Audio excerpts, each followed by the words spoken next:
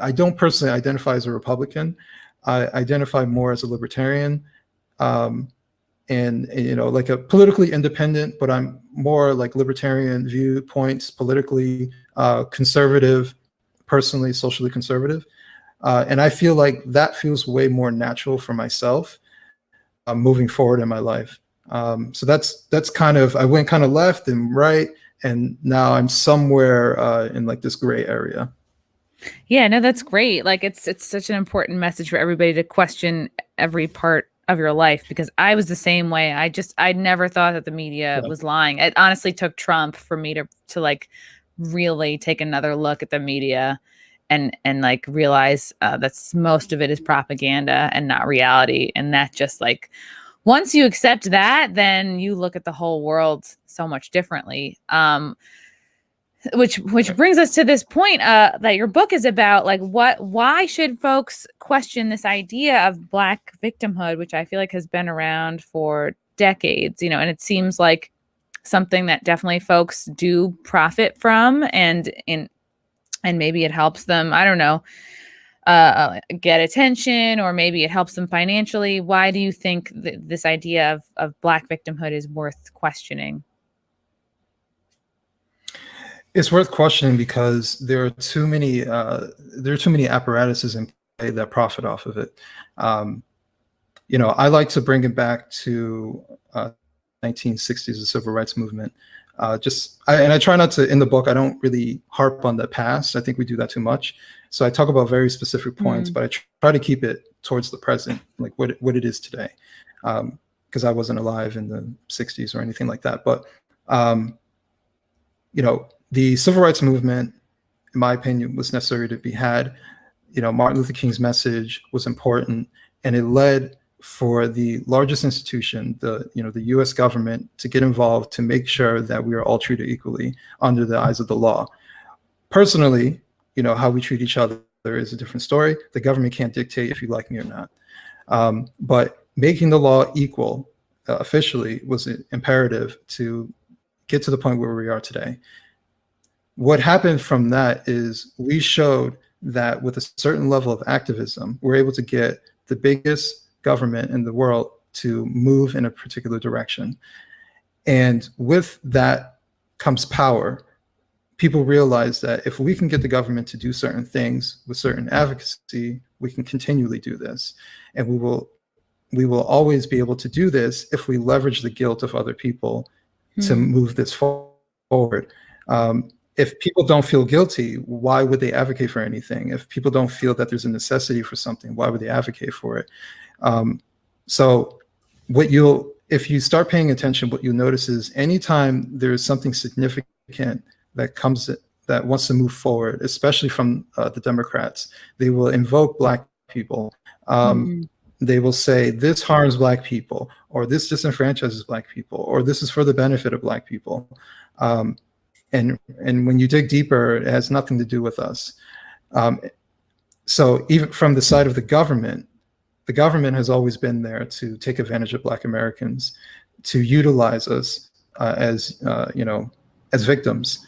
And once you're a victim, you're rendered vulnerable to any type of persuasion or to get you to move in a direction that benefits someone else except for yourself. But to kind of go back into the activism part, after Martin Luther King and his assassination, this left a hole for so-called Black leadership. So that's when you see the Jesse Jacksons, the Al Sharptons, this type of what I call race hustling. They found a niche that could always keep being perpetuated, and no one questions it. And it's become almost habitual. There's a reason why a lot of these so-called Black leaders are part of a ministry. There's always some religious association with it because religion was extremely important for Black Americans. That was our center, that was our core, especially the Christian church. So there's a reason why there's a Reverend Jesse Jackson, a Reverend Al Sharpton. They're reverends by name, I don't know by actions, but they they take advantage of that hole that Martin Luther King left. And we've become so used to activism on behalf of other Black people that we no longer know how to be independent and how to save ourselves and advocate for ourselves, which is why we've become even more collectivist over a period of time.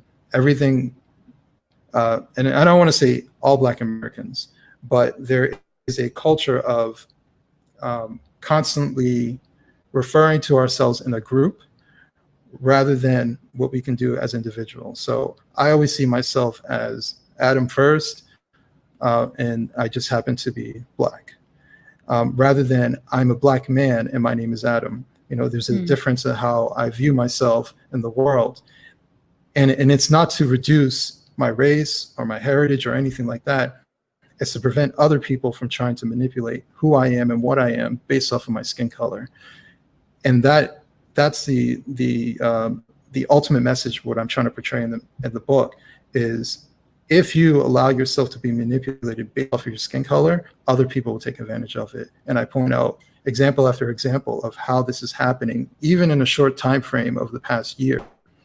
You know, 2020 was the year of Black victimhood and liberal savior complex. You know, there was and this was actually funny enough a perfect time to write this book, because there was just so many examples I could write from, and it gave me so much motivation, which is why it took me about 10 months to just write this book, because I almost every week there was something ridiculous that would come up on my news feed, and it made me write even more. But ultimately, to kind of get back to the point, when we become collectivists, we lose our agency as individuals. And so what I'm trying to do is talk about being principled and not being such collectivists, understanding that you have power within yourself. You don't need the government to save you. You don't need some politician to advocate for you. You don't need people to save you a job because they pity you. You know, all of these different things are done not for your benefit, for someone else's benefit, so they can feel better about themselves, so they can make money off of you. And I have a chapter called, the Black elite. I'm sorry, it's been a while since I. You know, it makes me think of like when Biden said like, oh, if you don't vote for me, then you ain't Black. Like that's like the most glaring example of like, don't think for yourself, like just be in this group think and like, oh, all I have to be is Black, and that means I support Joe Biden. Well, good, that's less thinking for me. And if enough people are on board with that, then they're all going to vote for him, I guess.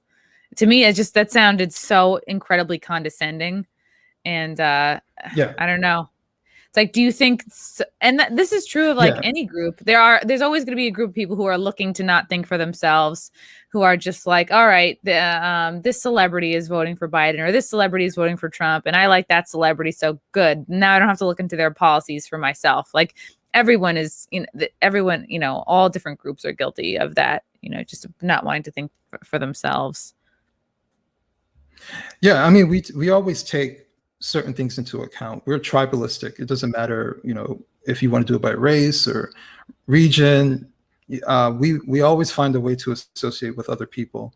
That part is something that you have to actively be aware of, and you try to fight against, so you don't become manipulated. So, I do associate with being Black. I have some affinity towards other Black people, but I care more about people in general.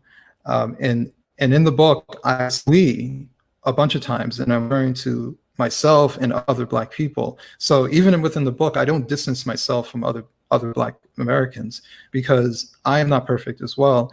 And I have to do my part into not falling into these particular traps as well.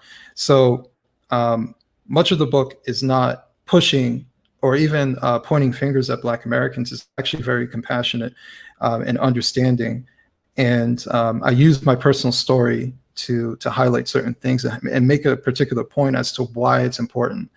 So I'm within the book, I'm very vulnerable. I'm very open about my life, and I critique myself